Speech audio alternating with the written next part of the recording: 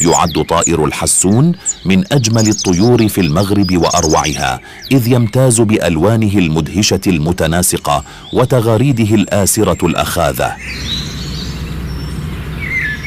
ينتمي طائر الحسون إلى فصيلة الطيور المغردة أو الشرشوريات من جنس الحسونيات، ويتميز بلون ريشه الأصفر، ويصدر الحسون تغريدة صاخبة في أثناء طيرانه، ويوجد غالبا في الحدائق والحقول ليتغذى على الأعشاب. يعد طائر الحسون طائرا اجتماعيا، إذ ينتقل في مجموعات خلال موسم التكاثر والمواسم الأخرى، ومن النادر رؤيته بمفرده في الحدائق للحصول على غذائه.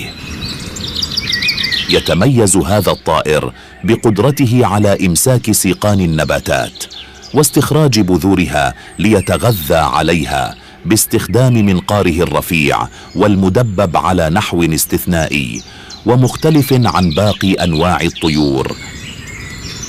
تنشط حركة طائر الحسون خلال النهار، ويقضي معظم وقته في الطيران، إلا أنه يمكنه أيضا المشي والقفز.